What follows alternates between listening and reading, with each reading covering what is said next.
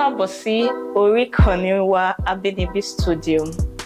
Ní ọ̀sẹ̀ tó kọjá mo sọ̀rọ̀ nípa oríkì obìnrin tẹ̀lé fún àwọn ọmọ yín ní òde òní. Lónìí mo fẹ́ sọ̀rọ̀ nípa oríkì ọkùnrin tẹ̀lé fún àwọn ọmọ yín ní òde òní. Ẹ máa bá mi kálọ. Alákọ̀ọ́kọ́ tí mo fẹ́ dárúkọ ni àríyọ̀.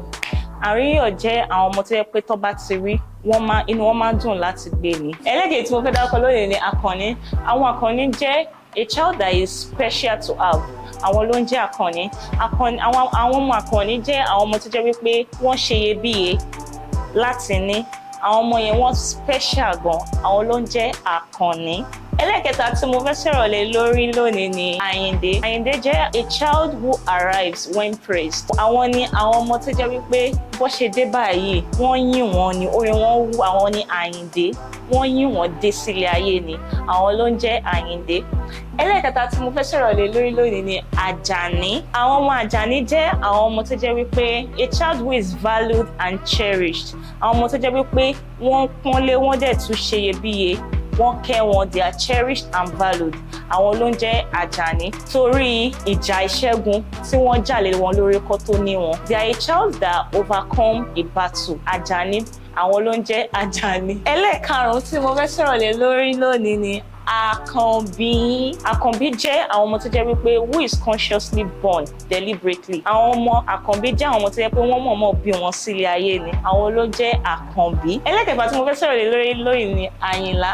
Àwọn Àyìnlá jẹ́ a child that is meant to be praised and disciplined. Àwọn ló ń jẹ́ Àyìnlá. Àwọn Àyìnlá jẹ́ àwọn ọmọ tó jẹ́ wípé they used to praise them and they used to discipline them at the same time.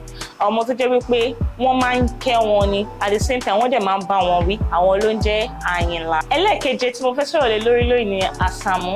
Àsàmú jẹ́ a very smart, sharp boy. Àwọn ló ń jẹ́ Àsàmú. Àsàmú yẹn gan kò wọ́pọ̀ ní èdè Yorùbá torí àwọn èèyàn mọ ìtumọ̀ ẹ̀.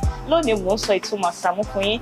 They are a very smart and sharp boy. Àwọn ló ń jẹ́ Àsàmú. Àwọn Yorùbá máa ń ní Àsàmú tó ṣẹnu ṣámṣám. So ẹ fáwọn ọmọ yín ní oríkì Àsàmú torí kò wọ́pọ̀ ní èdè Yorùbá. Ẹlẹ́kẹjọ tí mo fẹ́ sọ̀rọ̀ lé lórí lónìí ni Àtàndá. Àtàndá jẹ́ a child that is created to shine bright. Àwọn ni Àtàndá. A child that is created to shine bright. Àwọn ọmọ tó jẹ́ wípé wọ́n bí wọn láti máa dán, láti máa yọ̀, láti máa dunnú lé lórí. They are a child that is born to shine bright. Àwọn ló ń jẹ́ Àtàndá. Ẹlẹ́kẹsàn tí mo fẹ́ sọ̀rọ̀ lé lórí lónìí ni Àlàbí. Àlàbí jẹ́ àwọn ọmọ tó jẹ́ pé they are born with purity. Àwọn ọmọ tó jẹ́ pé wọ́n bí sínú mímọ́, something that is pure, something that is clean. Nǹkan tó bá mọ́, they are born with purity. Àwọn ló ń jẹ́ Àlàbí.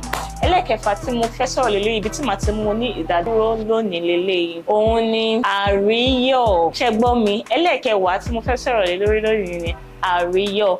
Àwọn ọmọ Àríyọ̀ jẹ́ àwọn ọmọ àrídùnnú. Àwọn ọmọ tó jẹ́ wípé wọ́n rí wọn báyìí, inú èèyàn máa dùn láti gbé ni. They are childs that bring joy upon sighting. Àwọn ọmọ tó jẹ́ wípé tó bá ṣe rí wọn báyìí, èèyàn máa yọ̀ ni, they bring joy. Èèyàn máa yọ̀ láti gbọ́ wọn pé Àríyọ̀ lélẹ́yìí o, èrò pọ̀ tọ́kẹ́ wọn tó wá yọ̀ lé ọmọ yẹn lórí.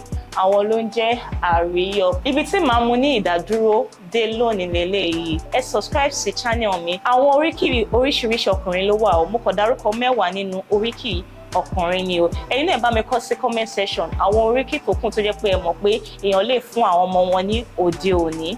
Ó dàbọ̀.